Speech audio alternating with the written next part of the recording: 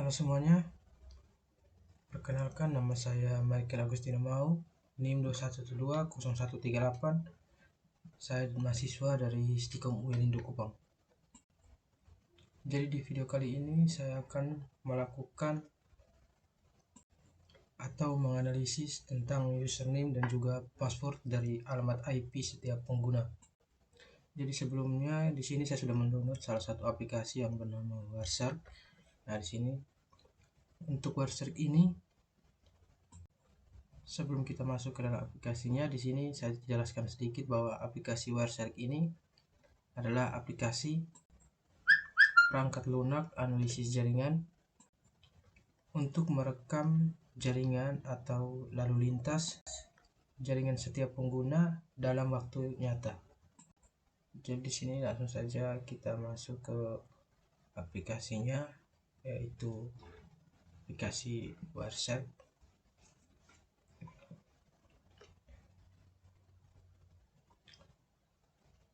Mohon maaf ini karena sebelumnya saya sudah membuatkan videonya, tapi karena video yang saya buat audio-nya itu tidak punya suara, jadi di sini saya buatkan untuk penjelasan ulang tentang tugas komputasi awal ini. Nah, jadi ini untuk tampilan awal dari wifi-nya. Bisa kita lihat banyak data-data yang tersimpan di dalam sini. Data-data setiap para pengguna IP jaringan.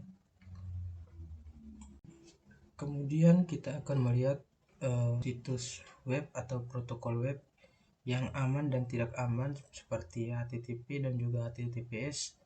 Jadi di sini kita akan menganalisis dua protokol web itu. Sebelumnya untuk protokol web HTTP itu dibandingkan dengan HTTPS itu, HTTPS lumayan bisa untuk diandalkan karena lumayan aman, sedangkan HTTP ini protokol web yang bisa dibilang kurang aman atau tidak aman. Di sini contohnya seperti kita masukkan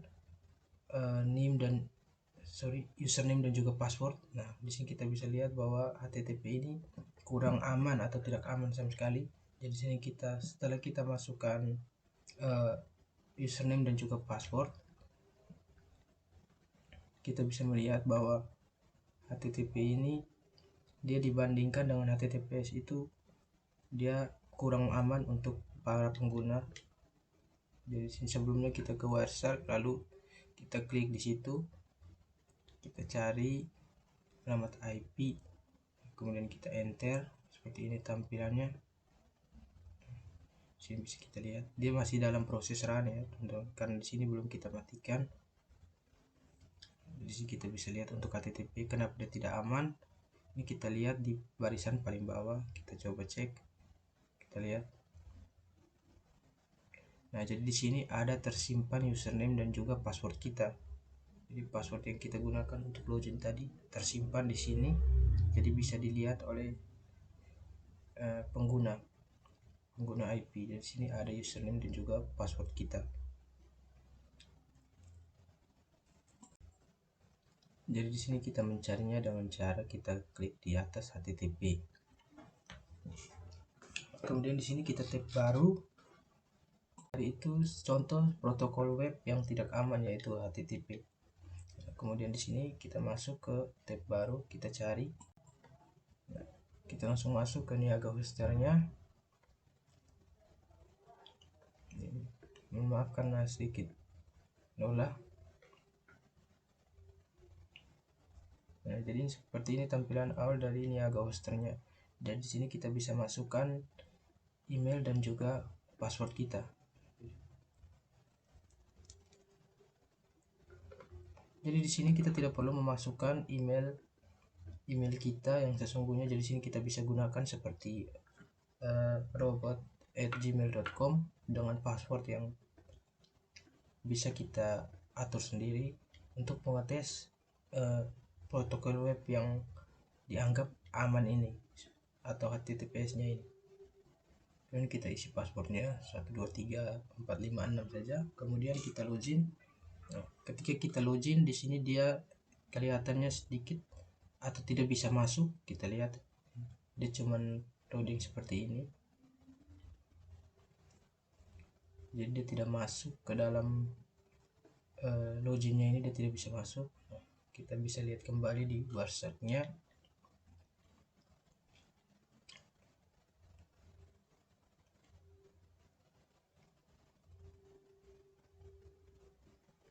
Jadi untuk HTTPS-nya ini kita anggap seperti dia lumayan aman karena dia masih dikelola oleh admin atau pemilik webnya ini, admin atau yang menjaga database-nya. Bisa kita lihat di sini.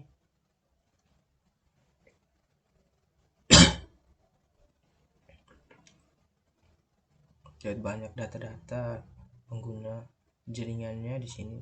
Kemudian kita klik di atas, kita cari TTP. Kemudian kita enter. Nah, seperti ini tampilannya. Kita bisa lihat.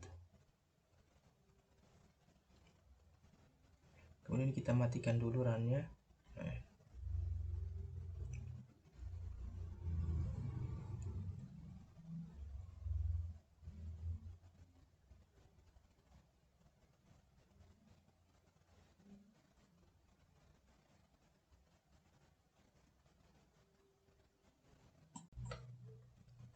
jadi ini kita anggap aman karena dia tidak menampilkan biodata atau username dan password sang pengunjung atau pengguna alamatnya ini. Jadi di sini dia tidak memunculkan informasi tentang pelanggan yang berkunjung. Setelah itu di sini kita bisa lihat, kita masuk ke tab baru. Di sini kita cari Maxmind. Nah, di sini. Jadi tadi itu untuk protokol web yang aman dan tidak amannya. Nah, ini untuk tampilan awal dari Maxmind-nya ini. Kita bisa lihat di sini untuk tampilannya. Jadi di sini saya akan menjelaskan sedikit tentang situs yang kita gunakan ini, yaitu Maxmind. Jadi Maxmind ini adalah salah satu situs perusahaan data sets yang menyediakan berbagai data alamat IP dan juga data jaringan IP yang digunakan oleh para pengunjung atau pengguna. Jadi di sini ada IP.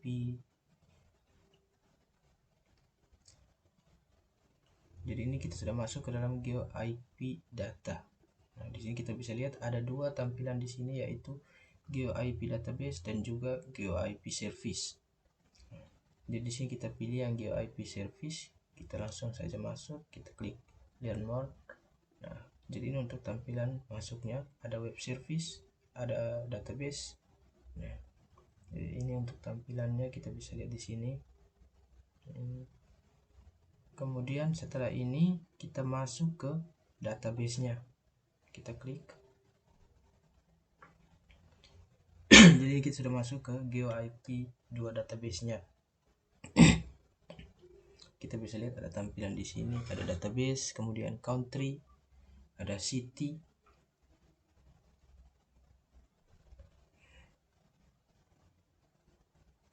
Nah, di sini kita pilih di tabel yang kedua, kita masuk, kita klik.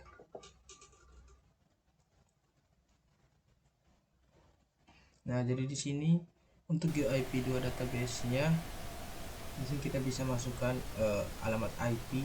Kita bisa lihat di dalam website-nya, kita cari alamat IP yang ingin kita salin. Nah, di sini kita masuk ke dalam WiFi, kita klik, kemudian di sini kita cari alamat IP yang ingin kita salin. Jadi di sini kita pilih ke select, kemudian kita cari alamat IP yang ingin kita masukkan ke dalam atau yang ingin kita salinkan. Di sini kita lihat, setelah kita mendapatkan alamat IP yang ingin kita masukkan, situ bisa kita langsung saja klik kanan, kemudian kita cari untuk menyalin alamat IP ini. Setelah kita menyalin alamat IP-nya,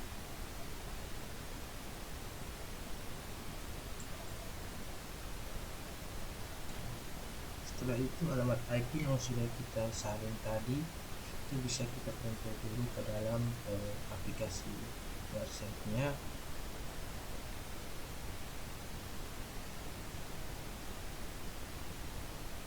Sini kita masuk dulu ke aplikasi websitenya.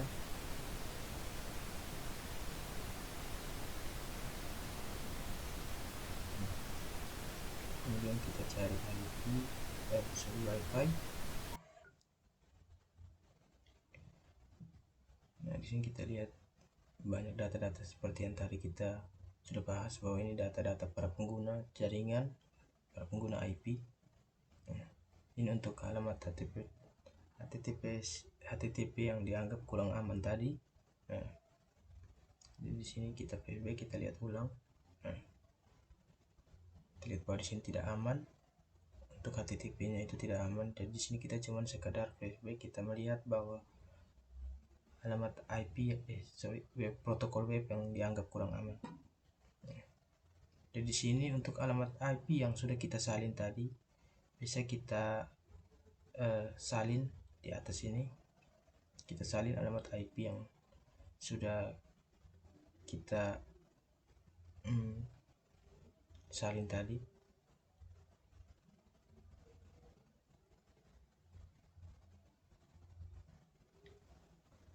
Setelah kita melihat dari HTTP-nya ini, nah kita bisa lihat lagi tadi untuk HTTP-nya tadi. Ini kita lihat di bawah, kita pilih kolom paling bawah. Kemudian kita pilih tanda panahnya, kita cek. Nah, di sini. Jadi ini untuk alamat protokol web HTTP yang kita anggap kurang aman. Nah, jadi sini menampilkan username dan juga passwordnya. Nah, jadi untuk protokol web ini seperti ini untuk protokol web HTTP-nya. Nah, selanjutnya setelah kita melihat flashback ke HTTP tadi, di sini kita langsung masuk kembali ke salah satu kita lihat yang seperti tadi sudah kita salin alamat IP-nya. Di sini kita untuk mencoba untuk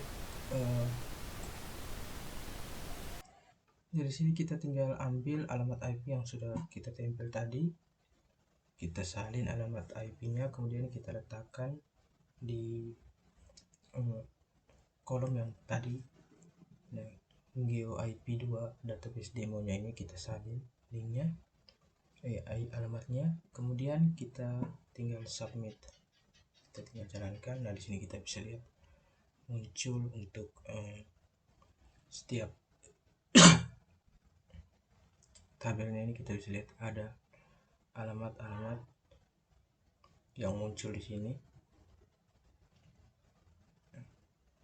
Jadi kemudian di sini kita tab baru, kita masuk ke salah satu situs yaitu Google Maps.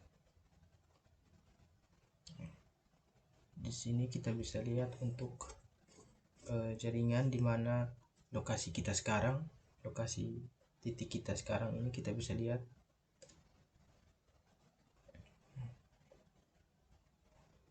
Jadi lokasi kita sekarang itu kita berada di Amerika Serikat. Nah, tepatnya itu kita berada di Library Park, Amerika Serikat. Nah, jadi untuk lokasinya kita, titik dimana kita bisa melihat titik kita. Kemudian setelah itu di sini kita akan menyambungkan dua Bluetooth untuk dua perangkat. Jadi setiap perangkat itu kita harus hubungkan dengan laptop ini. Di sini kita aktifkan dulu Bluetoothnya.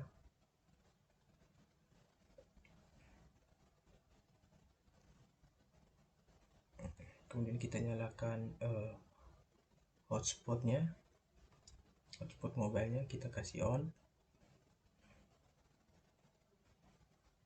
Di sini kita bisa lihat untuk hotspotnya itu sudah kita on kan. Kemudian Bluetoothnya ini kita tinggal on kan, lalu kita cari perangkat untuk menautkan dengan perangkat Bluetooth yang ada di laptop kita. Nah, di sini kita bisa lihat, kita cari pengguna Bluetooth untuk menyambungkan dua laptop.